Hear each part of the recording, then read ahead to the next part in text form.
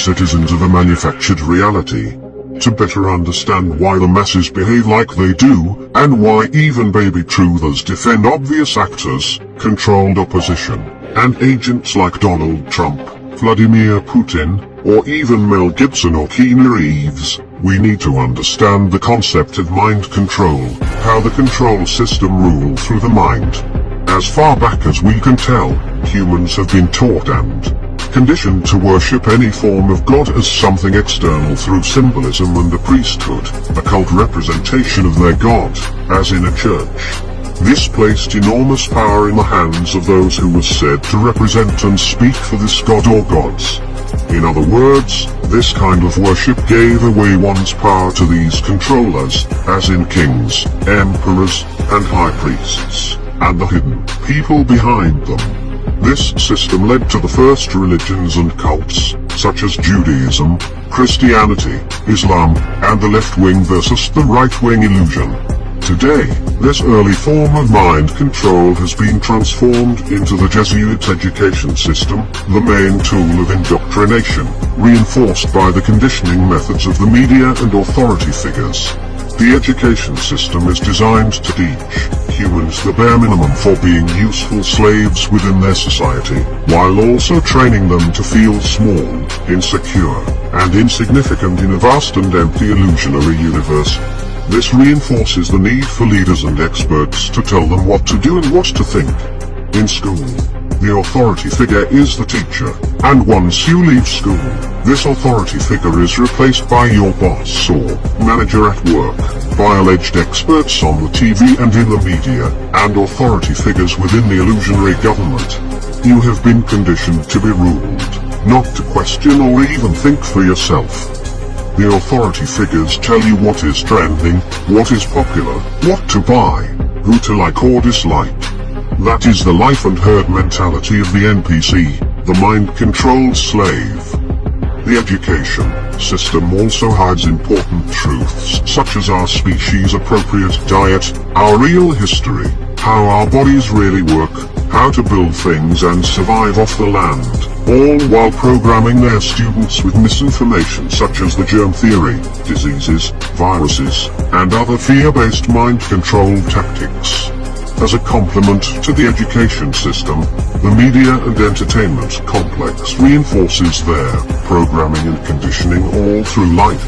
To better understand how all this works, and to lay a foundation for all the different types of mind control, let us take a brief look at the history of mind control. The elite families that rule this world from the shadows worship Saturn, their sun god, and its female counterpart, the moon. They have ruled since the dawn of time. They are experts at mind control and have always been in search of new and more efficient tools for ultimate control. In the early days, alchemists experimented with the use of chemical substances, like mercury, as psychological weapons and to take over the human soul. This practice was the foundation of modern chemistry. During the Spanish Inquisition, the Catholic Church experimented with torture, trauma-based mind control, to break the mind. This becomes the specialty of their military order, the Society of Jesus, aka the Jesuit Order, which was modeled after the Knights Templars, the previous military order of the Catholic Church used in the Holy War against the Ottomans and to reconquer Jerusalem. In 1844 the Club des Hachicines was founded in Paris, dedicated to the exploration of drug-induced experiences, notably with hashish and opium. This fueled the research on drugs to be used in mind control, and J.M. Charcot, the best-known physicist of France and an expert on neurosis and hypnosis, became the master and tutor of Sigmund Freud, Alfred Binet, William James, Pierre Janet, and many others who later became experts in the field of psychology, hypnosis, and trauma-based mind control with drugs and hypnotic triggers. Edward Bernays, a cousin of Sigmund Freud and an agent for the Secret Services of the US, turned opera tenors like Enrico Caruso into stars to recreate the Greek pantheon in pop culture. This is the start of promoting actors and performers as stars to the masses, and the beginning of abuse and mind control of said stars. Among the first were Shirley Temple, Rudolph, Valentino and Mary Pickford. In 1914, after a false flag attack on Franz Ferdinand by the Masonic Black Hand, the World War I ritual begins, a big trauma-based experiment and sacrifice ritual, which also laid the groundwork for creating the State of Israel, and the one-world empire of the United Nations. The aftermath of at the Salpêtrière Hospital in Paris, neurologist Joseph Barbinsky, a student of hypnotist Charcot, works with traumatized soldiers.